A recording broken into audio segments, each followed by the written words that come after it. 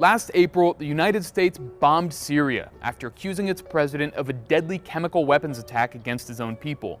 Now, the UN body that investigated the incident is accused by one of its own of altering a report after being pressured by the US. WikiLeaks published a leaked email written by an unnamed investigator from the Organization for the Prohibition of Chemical Weapons, or OPCW. Its author accuses the organization of misrepresenting the facts its field team found in the Syrian town of Douma at the behest of its general director.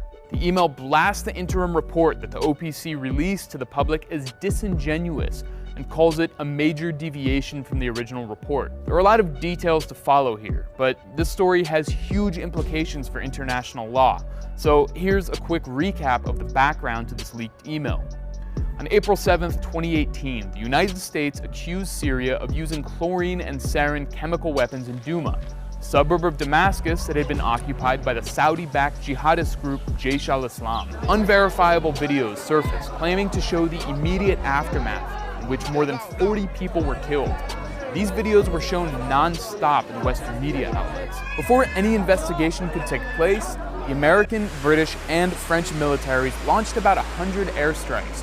Jim Mattis, then Secretary of Defense, admitted that the US had no proof that the chemical attack even happened or who might have been behind it. I cannot tell you that we had evidence, even though we certainly had a lot of media and social media indicators that either chlorine or sarin were used. The fact that the US illegally bombed another country should have been an outrage in itself. That it attacked without having any evidence to back up its accusations should have been seen as a monumental scandal. But as we saw in 2017 when the US attacked Syria under similarly murky circumstances, when it comes to bombing, the supposedly anti-Trump media establishment suspends all skepticism and goes full MAGA. I think Donald Trump became President of the United States. I think this was actually a big moment. I'm guided by the beauty of our weapons. Besides, what higher authority gave the US the right to attack Syria in the first place? Well, the US has never cared much for international law and prefers to make up its own rules.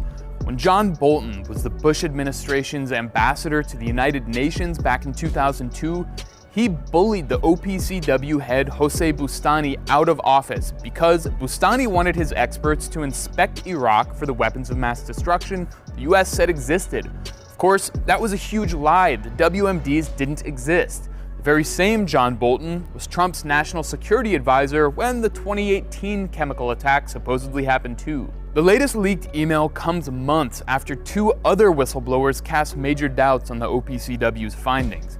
In May, one leaked an engineering assessment saying that the gas cylinders supposedly used in the Douma attack were manually placed. This meant the Syrian government wasn't behind the attack and indicates they were placed to falsely incriminate Assad, aka a false flag. And in October, a second whistleblower accused the OPCW of unacceptable practices, saying that key information and witness testimonies were suppressed in order to favor a preordained conclusion. In other words, that whistleblower said the OPCW cooked up the results of its investigation. 10 days after the supposed Douma chemical attack, an OPCW fact-finding mission entered the area with the Russian military providing security. In early July, the OPCW published its highly anticipated interim report. Among its findings, no evidence of sarin.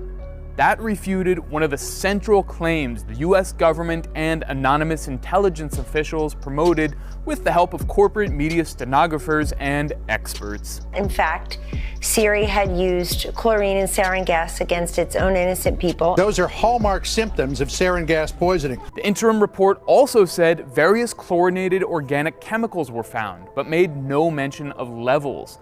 That's the crucial factor in determining if chlorine could have been used as a weapon, or if it was an amount found in mundane, everyday uses like drinking water or a swimming pool, or common household products like bleach. That omission fueled skepticism among close observers. Turns out, they were right to have doubts. The recently leaked email says the chlorinated organic derivatives detected were as low as 1 to 2 parts per billion, which is essentially trace quantities. The email also says purposely singling out chlorine gas as one of the possibilities is disingenuous, and that the term used in the report, reactive chlorine-containing chemical, is inaccurate. The email says the interim report used insufficient evidence to make claims about how the attack was supposedly carried out, omitted a section on inconsistencies in the victim's symptoms, and concludes that the interim version no longer reflects the work of the team.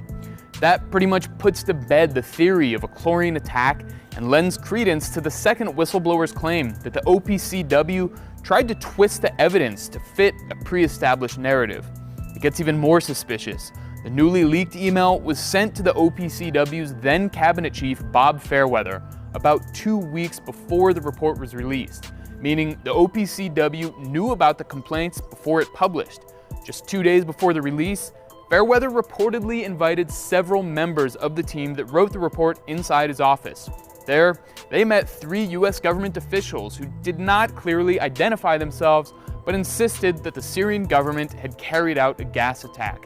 Sounds like another John Bolton-style intimidation tactic designed to bolster the US government's justification for its attacks. Altogether, the claims from the 3 whistleblowers point towards something much more insidious than the US just bombing a country because it wants to.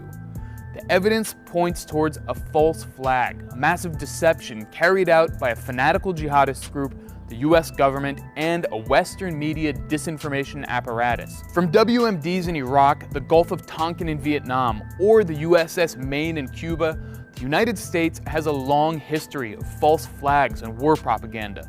Maybe we'll never see hard evidence that's what happened in Duma, but the OPCW has lost credibility, and the US is once again lying to its own people to wage war on a country whose crime is determining its own path.